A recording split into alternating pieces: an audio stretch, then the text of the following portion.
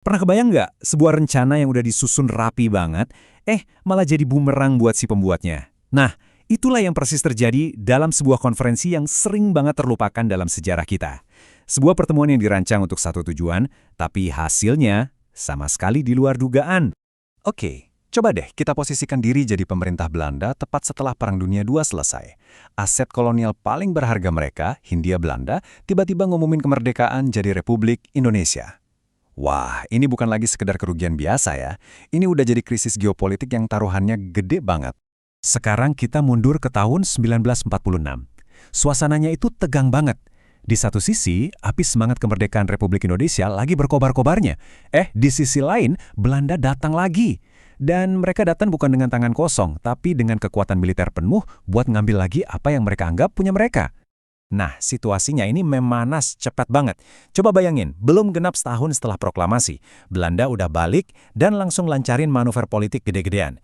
Mereka sadar banget waktu itu krusial, dan langkah cepat inilah yang akhirnya membawa kita ke satu acara penting, Konferensi Malino. Belanda tuh sadar kalau mau naklukin seluruh republik pakai senjata doang itu bakal capek banget dan biayanya mahal. Jadi mereka pakai strategi yang lebih cerdas, lebih licik, yaitu siasat federal. Idenya bukan lagi sekedar menaklukkan, tapi mendesain ulang Indonesia dari dalam, sesuai kemauan mereka. Jadi, apa sih inti rencananya? Gampangnya gini deh, pecah Indonesia jadi negara-negara bagian yang lebih kecil. Kasih mereka otonomi, tapi otonomi semu. Yang penting, pastikan semua negara bagian itu tetap terikat sama kepala keluarganya, yaitu Kerajaan Belanda. Cerdikan, cara buat tetap berkuasa tanpa harus perang di mana-mana. Dan panggung pertama buat ngejalanin rencana besar ini, ya Konferensi Malino. Ini bukan sekedar rapat biasa loh, ini adalah sebuah pertunjukan yang skenarionya udah dirancang dengan sangat hati-hati sama Belanda. Konferensi ini diadain bulan Juli 1946 di Malino yang adem, dipimpin langsung sama orang nomor satunya Belanda di Hindia, yaitu Van Mock. Tapi, coba deh perhatiin satu detail yang menarik. Pesertanya cuma 39 orang. 39 orang. Kenapa angka sekecil ini penting banget? Nah, ini yang jadi pertanyaan utamanya. Siapa sebenarnya ke-39 orang ini? Dan yang lebih krusial lagi, kenapa justru mereka yang dipilih buat datang?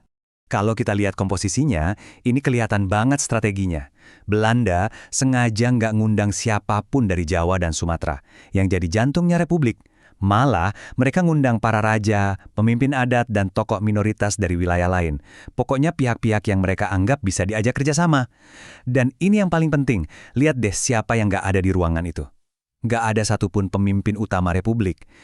Kutipan ini ngejelasin semuanya. Tujuannya jelas banget kan, kumpulin orang-orang yang kelihatannya pro-Belanda buat menciptakan kesan kalau nggak semua orang Indonesia itu dukung Republik. Semacam panggung sandiwara politik gitu deh. Tapi, ya itu, skenarionya ternyata nggak berjalan semulus yang dikira. Nah, disinilah ceritanya jadi seru.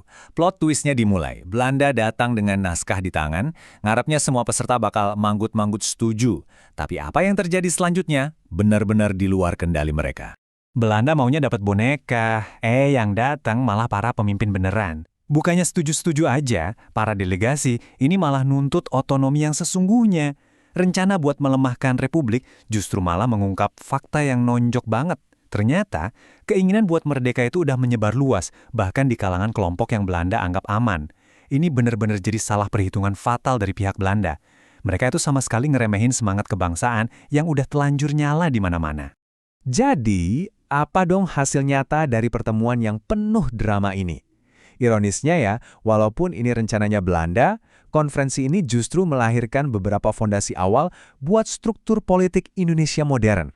Secara resmi sih, konferensi ini mutusin buat ngebentuk dua negara bagian baru, negara Indonesia Timur dan negara Kalimantan. Meskipun ini kelihatannya sejalan sama rencana Belanda, ada efek samping yang nggak mereka duga. Para pemimpin lokal ini buat pertama kalinya dapat pengalaman langsung ngebangun sebuah pemerintahan. Terus ada juga hasil nyata lainnya, yaitu terbentuknya Komisi 7. Komisi ini isinya tokoh-tokoh dari berbagai daerah, dan bisa dibilang jadi semacam sekolah politik pertama buat mereka. Sebuah wadah buat belajar terlibat dalam pemerintahan, meskipun ya masih di bawah pengawasan Belanda. Jadi, pada akhirnya, kalau kita lihat lagi, ironinya itu dapat banget ya. Alat yang dirancang oleh penjajah buat memecah belah dan mengontrol, secara nggak sengaja malah jadi salah satu panggung awal di mana para pemimpin dari seluruh penjuru Indonesia bisa berkumpul dan menyuarakan visi mereka sendiri tentang pemerintahan. Nah, ini ninggalin kita sama satu pertanyaan yang asik banget buat direnungin. Apakah konferensi Malino itu cuma taktik kolonial yang gagal total? Atau jangan-jangan, terlepas dari niat awalnya, konferensi ini secara tak terduga malah jadi salah satu batu loncatan dalam perjalanan panjang menuju terbentuknya negara kesatuan kita? Sejarah kan, emang jarang banget jalannya lurus.